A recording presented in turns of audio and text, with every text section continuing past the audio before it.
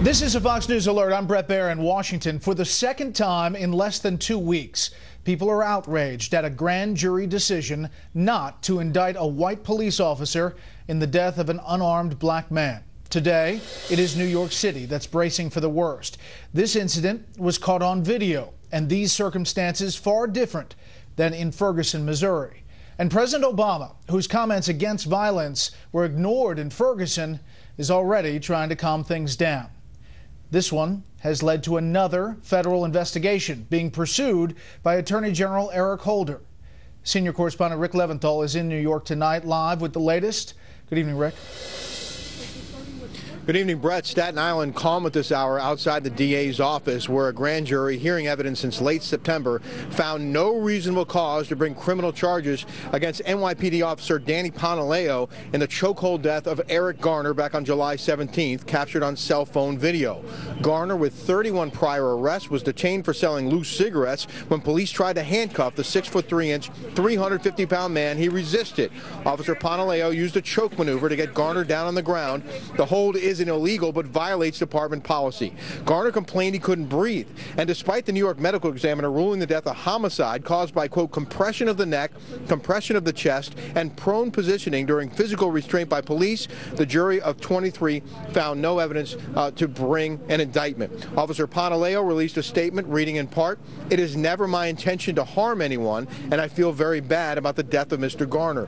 My family and I include him and his family in our prayers, and I hope they will accept my personal condolences for their loss." Tonight, New York Senators Kirsten Gillibrand and Chuck Schumer both calling for a Department of Justice investigation, and tonight the U.S. Attorney's Office confirms it will, in fact, launch an investigation into this case. Meanwhile, the president today speaking, it says that many people have lost confidence in the system and that they don't think everyone is being treated fairly. In some cases, those may be misperceptions, but in some cases, that's a reality. And it is incumbent upon all of us as Americans, regardless of race, region, faith, that we recognize this is an American problem and not just a black problem or a brown problem or a Native American problem. This is an American problem. When anybody in this country is not being treated equally under the law, that's a problem. We've already seen a couple of protests in New York City tonight. One, a so-called lie-in at Grand Central Terminal with people lying down on the ground, and a gathering at Times Square tonight. A few hundred people were told there at this hour. There are concerns, Brett, that the protests may try to move to the Rockefeller Center Christmas tree lighting ceremony, which is at 7 p.m. tonight, just a few blocks from that location. Rick Leventhal, live in New York. We'll head back for any breaking details and more with the panel. Thank you, Rick. And now another Fox News alert tonight. The first legal challenge to President Obama's go-it-alone action on immigration is underway tonight. More than a dozen states coming together to take the president to court. Correspondent Casey Stiegel has details tonight from Dallas. Hello, Casey. Brett, good evening. Yeah. The coalition of 17 states total now challenging the constitutionality of President Obama's controversial executive actions on immigration. The lawsuit just filed in district court today in Texas. Republican State Attorney General and Texas Governor-elect Greg Abbott says he believes even more states will join in. At issue here is whether the president had full legal authority to bypass Congress and shield as many as 5 million illegal immigrants in this country from deportation. Abbott says most everyone agrees the immigration system in this country is in fact broken, but asserts the executive fiat Mr. Obama pulled out is not the right way to fix it. He himself is saying that he's not trying to fulfill the will of Congress. Instead, he's trying to enact laws himself because Congress will not act. The president does not have that authority. Now, Abbott called Texas the epicenter of this illegal immigrant issue, since behind California, Texas has the largest number of illegal immigrants currently living in America. But clearly, border states are not the only ones concerned about the president's executive actions. Here's a map of all 17 states participating in the lawsuit. As you can see, Texas is the only one that shares a border with Mexico. So today, Louisiana Republican Governor Bobby Jindal told Brett Baer why he thinks Mr. Obama overstepped his bounds here. Remember, Louisiana is part of this suit. He has an election where he says, my policies are on the ballot. Purple states, blue states, red states, all across the country rejected the president, rejected his policies, rejected his candidates. Shortly after the election, this president basically, in my mind, pokes the American people, the American voters in the eye. This is the same president who always says, previously had said elections have consequences when he won his election. Now basically ignores the mandate expressed by the American voters and says, I'm going to issue this executive order anyway. I'm going to violate the law, violate the separation of powers. But the president and his administration have stood by the legality of all of this. Homeland Security Secretary Jay Johnson testifying yesterday before the House Homeland Security Committee, saying he's, quote, fully comfortable the executive branch has the authority to implement the executive actions. I've looked at various excerpts of remarks by the president concerning his legal authority to act. I do not believe that what we have done is inconsistent with that. Now, the lawsuit is not seeking any damages, of course, instead an injunction, rather, just to stop these actions from actually going into effect. Brett? Casey Stiegel live in Dallas. Casey, thank you. You can see more from that interview with Governor Jindal tomorrow. Our special look at the possible presidential contenders continues Thursday with a profile of the Louisiana governor. Lawmakers in the House have just voted on a bill that could help determine what your tax bill will look like at the end of the year. It involves the extension of a number of tax breaks that expired in 2013. And as with almost anything else here in Washington, politics are heavily at play. Let's get the latest from Chief Congressional Correspondent Mike Emanuel on Capitol Hill tonight. Good evening, Mike. Well, Brett, good evening. The House passed this temporary extension with huge bipartisan support, 378 to 46 just moments ago. But there is some frustration. They cannot do more now.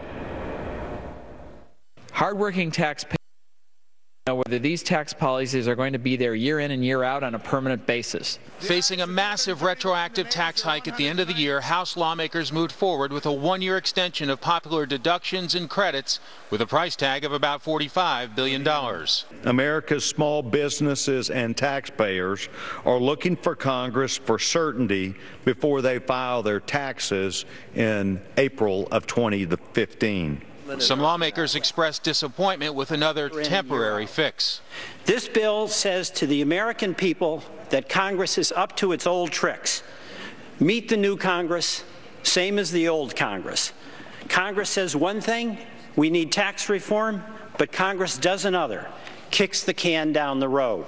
Senate Majority Leader Harry Reid was working on a 10-year package with House Republicans, which died after President Obama issued a veto threat, irritating Speaker John Boehner. Well, the president killed him, period. Reid sounded cautious Tuesday about the smaller fix. We'll take a look at it and see what else they have in it other than the one-year extension.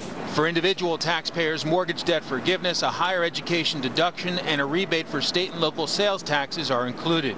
For businesses, there's an extension of the R&D credit, benefits for those producing energy from renewable sources, and a credit for hiring qualified veterans.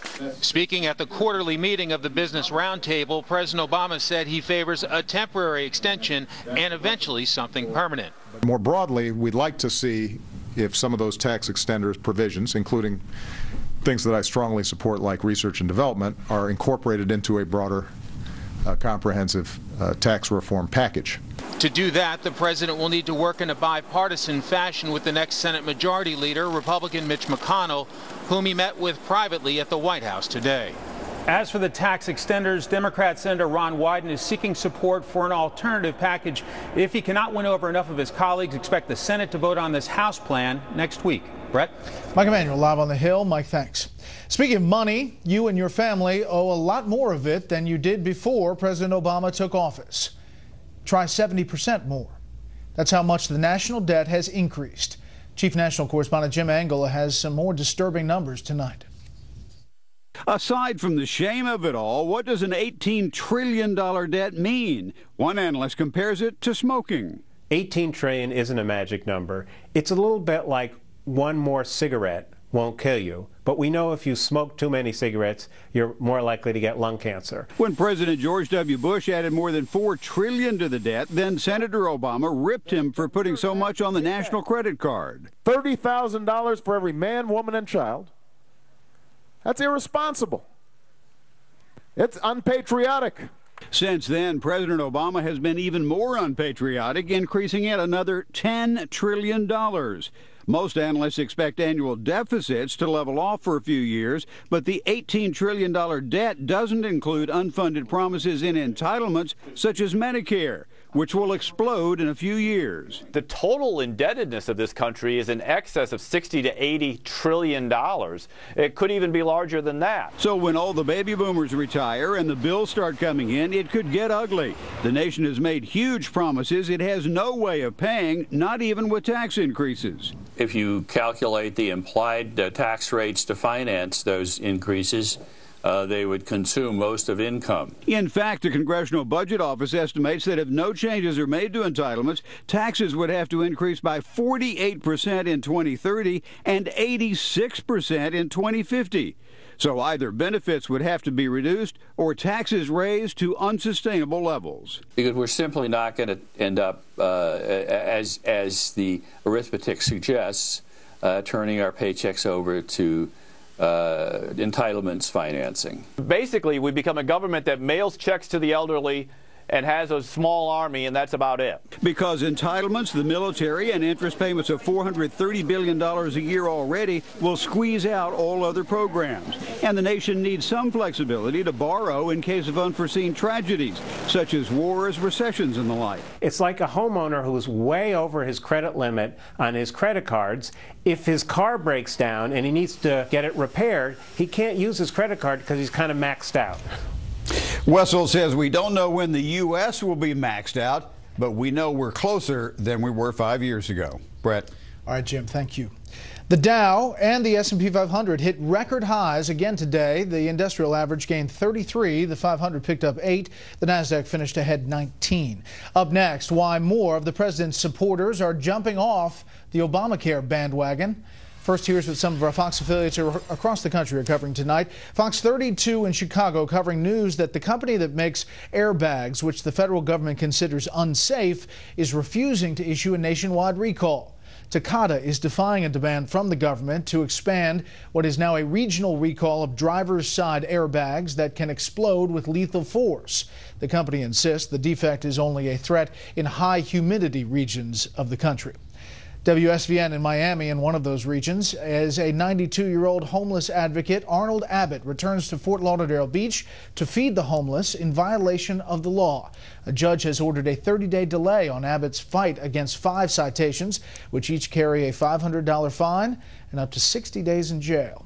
And this is a live look at Denver from Fox 31 tonight. The big story there is a winter sports spectacular for wounded warriors. Dozens from all over the country have gathered in Breckenridge to make use of specialized equipment and lessons.